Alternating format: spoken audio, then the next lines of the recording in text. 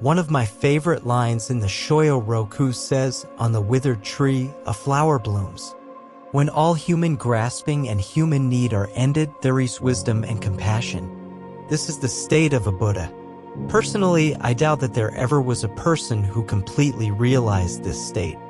Or perhaps there have been a few in the history of humankind. But we confuse people who have great power and insight with the reality of a completely enlightened Buddha. So let's look at what the process of becoming a Buddha might be, working backwards. For this fully enlightened and perhaps hypothetical being, there would be no boundaries. There would be nothing in the universe about which such a being could not say without qualification, Namadai Boza, unite with great enlightened being. You and I cannot say this truly for everything. All we can do is to extend our ability to do so.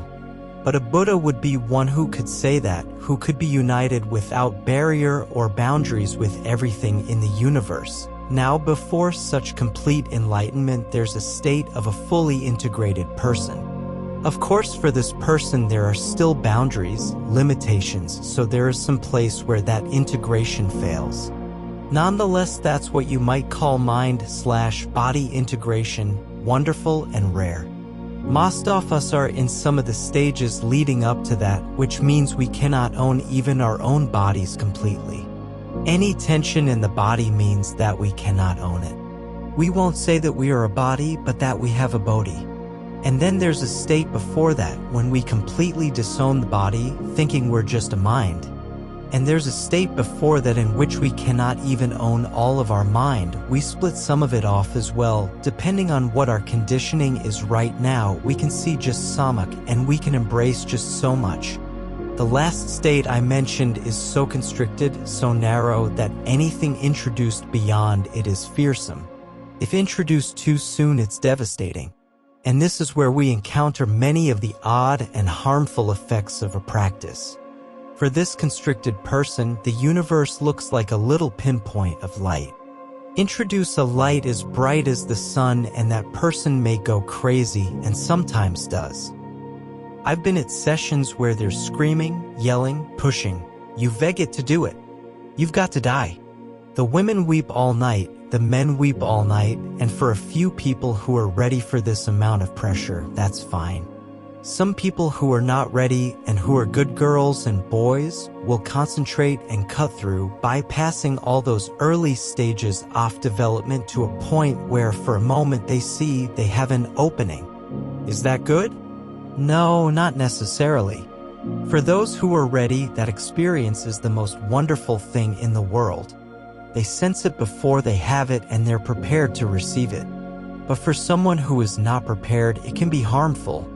It produces no good results. In fact, quite the opposite may be true. A teacher may deliberately narrow and concentrate a student's vision by instructing the student to work on a koan-like move. But a person who is not emotionally ready for such an endeavor might do better to practice in a different way.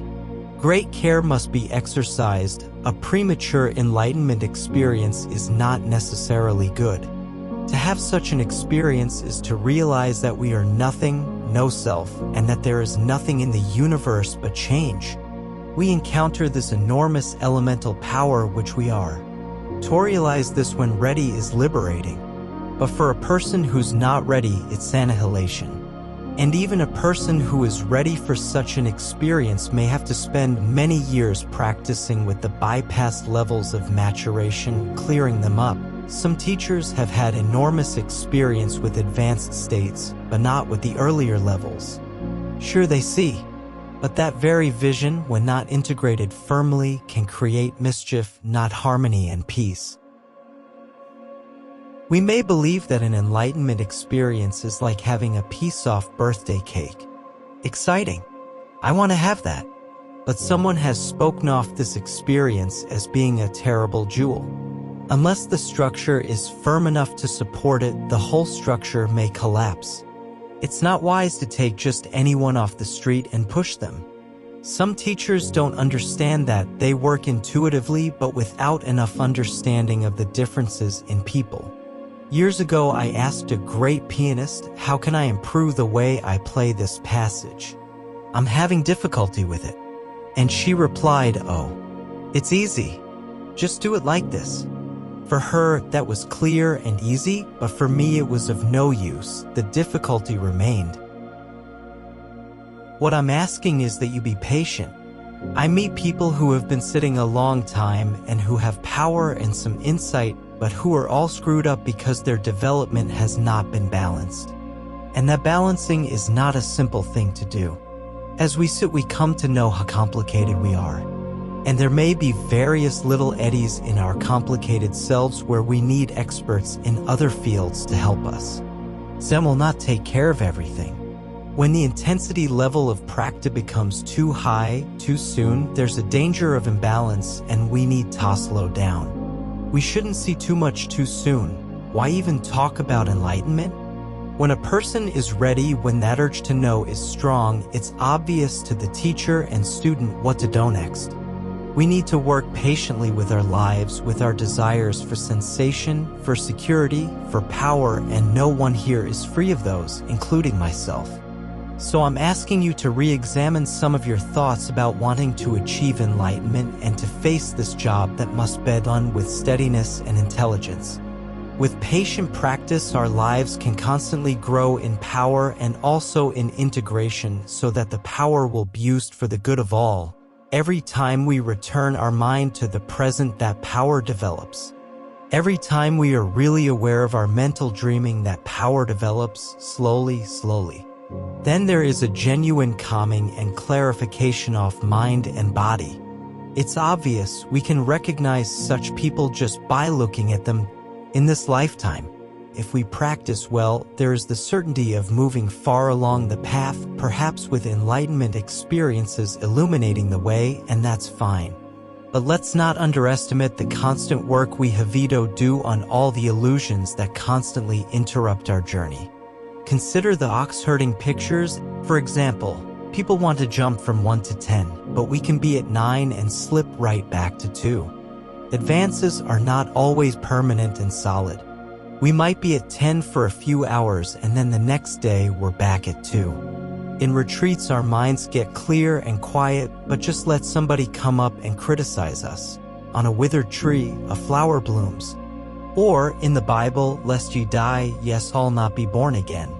And of course our practice is to die slowly, step by step, gradually disidentifying with wherever we're caught in. If we're caught anywhere, we have not died. For example, we may identify with our family. Disidentifying with one's family doesn't mean not to love them. Or consider your husband or boyfriend or girlfriend that need. The longer we practice, the more minimal this need becomes. The love becomes greater and the need less. We can't love something we need. If we need approval, we haven't died. If we need power, if we need to have a certain position, if it's not okay with us to do the most menial job, we haven't died.